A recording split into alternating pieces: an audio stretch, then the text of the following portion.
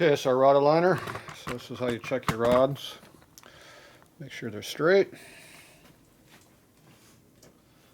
So basically you take a rod, one of these, stick it on here. It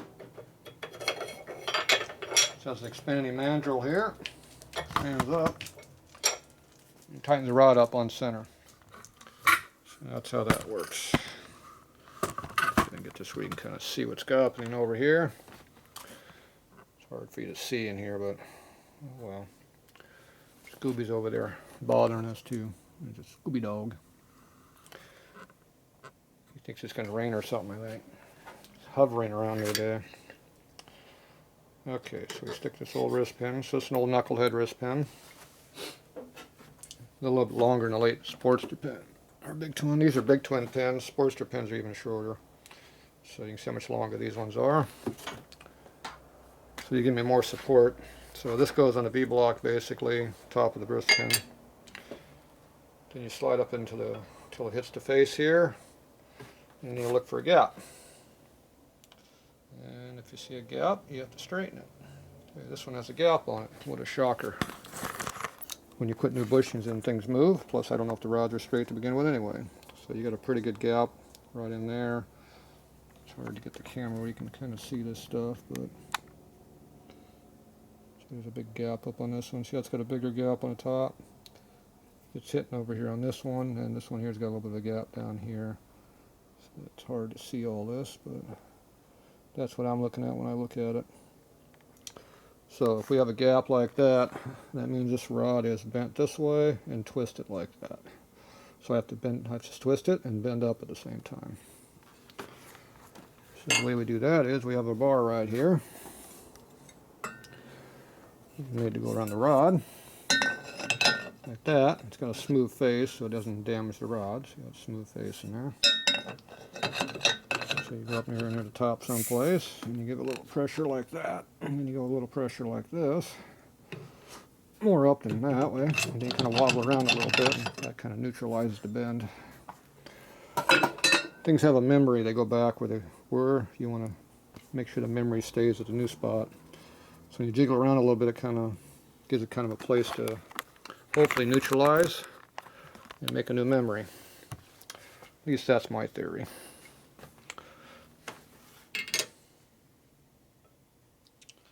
Okay, so after all of that work, we didn't do a damn thing. So that was all flex, didn't do it. Oh, I forgot. Before you do anything, you got to redo this because it changes the taper. It shifts on the thing. And it made no difference, still the same. Okay, so now we can get more aggressive. That means you got to go. Like that. Some people don't like it when they see the rods bend like that. Okay, so the side to side moved a bunch and the up and down did not. That means the rod twisted but didn't bend up. So I'm going to go back a little bit, but we need to go up.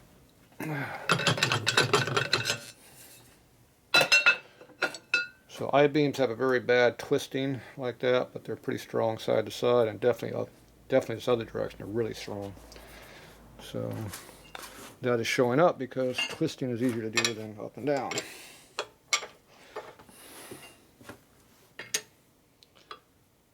Okay, so now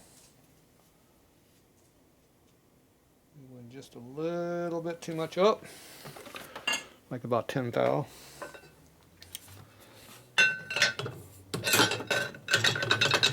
So just kind of wiggle it back and forth a little bit. So they tend to want to go back quickly, but it's hard to get them to move away from where they want to be. Okay, so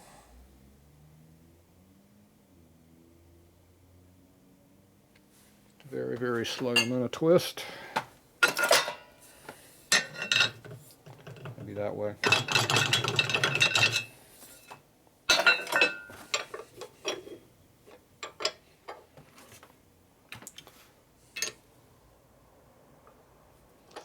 The technique on how you do all this makes a big difference on repeatability. So this looks pretty nice now. I don't know if you can see much of anything, but right here you can see there's really no gap there, no gap there, and no gap way back there. You can also take this and rotate it and see the same thing. Camera's not going to want to focus in, so it's hard to get the camera to see what I'm looking at. Your eyeballs focus a lot better than cameras do.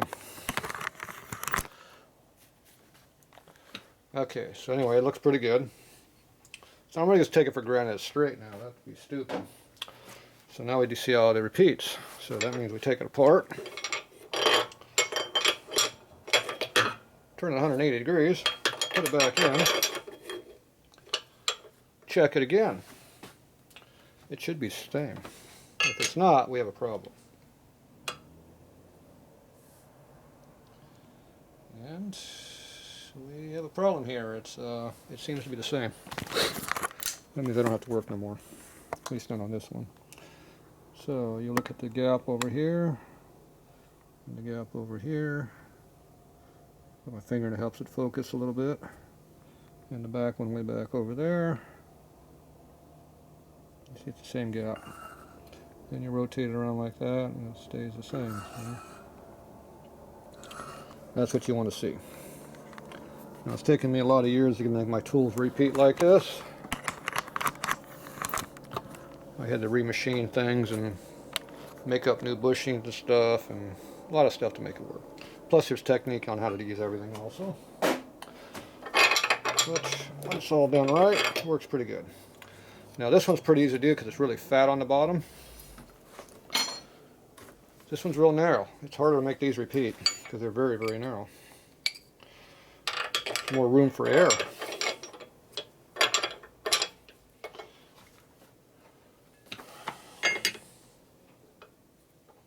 Okay, this one, pretty damn good out of the box.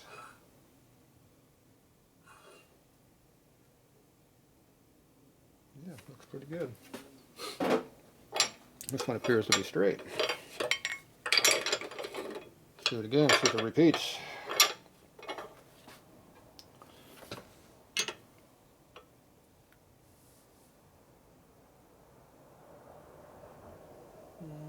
Very, very slight twist in it. Very slight.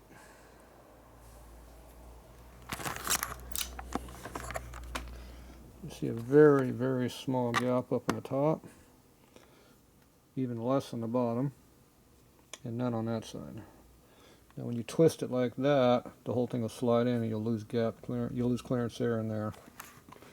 When you do that. Looks like it's about 5 or so thousandths on the bottom, 5 to 8 maybe, and you probably got 10 or 12 at the top. So that's more than close enough to run, but I'm picky. So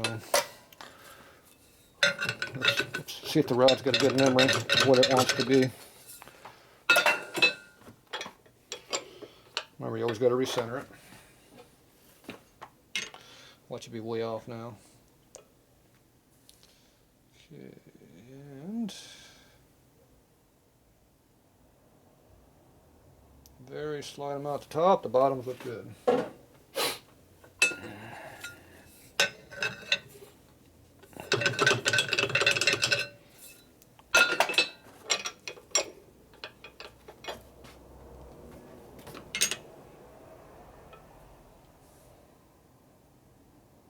Looks good.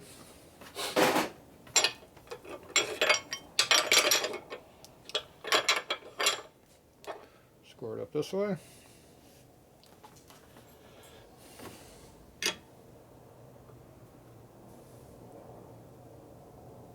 Yeah, it looks pretty close. Very, very small gap on this bottom corner over here. Pull this back a little bit so you can see what I'm doing. Always looks better when you actually see, get a better perspective of how we're doing this. Okay, so we're going to go ahead and take this and give it just a very small amount of twist. See if it takes that memory. And I think I'll do a slight that direction.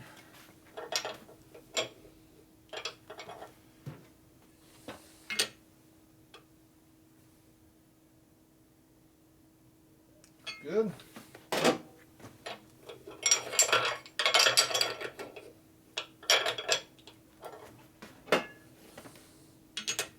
Almost off the table that time. And she's looking good again. Yep. So anyway, that's how you do it. All right. So that's how it's done. Very, very slight. There's like 5 thou difference in the gaps between going like this and turning the rod this way. So we're repeating only within about 5 thou when I flip from one side to the other.